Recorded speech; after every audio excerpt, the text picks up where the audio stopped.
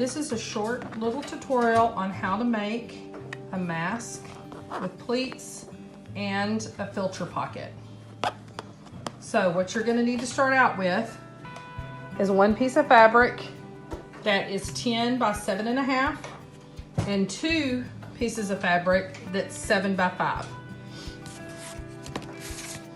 Once you have those, then what you're gonna do is on each one of these, you're gonna come up a 1/2 inch, and then we're gonna iron that.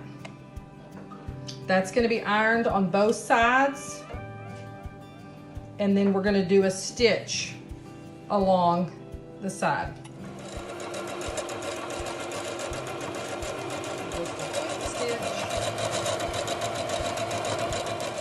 Okay, once you get those sewn, you're gonna lay your face, your print out. Then this is gonna be put here, and then this one's gonna be put at the top of this. And then you're gonna sew a top stitch about a 1/4 inch in on both sides. Then when that is done, you're gonna take it and you're gonna iron this one down and this one down, and then do that in place.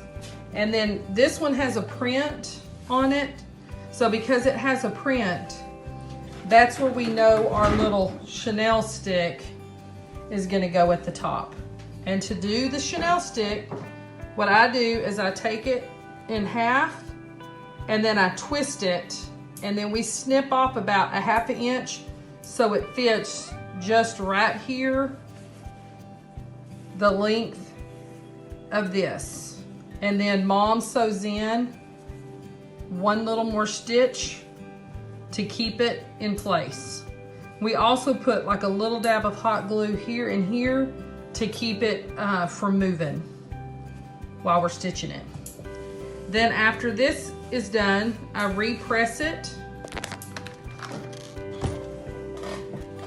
and then you're gonna pleat it. Okay, to do the pleats, they don't have to be exact, but you're gonna come up, make a pleat, put your pin in it,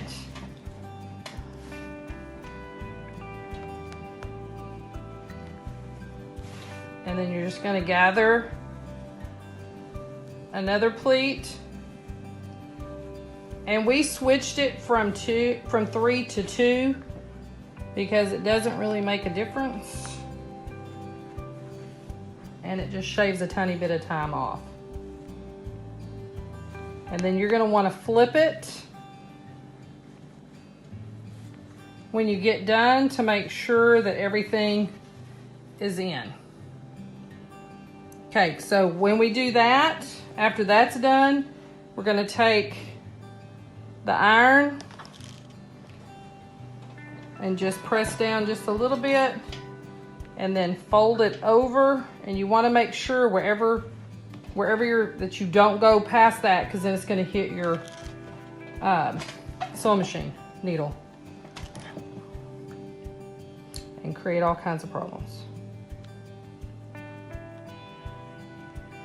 So you're gonna do that on both sides, and then we'll be to the next step. Okay, you can see here she's sewn right at the edge, and she's doing the other side now.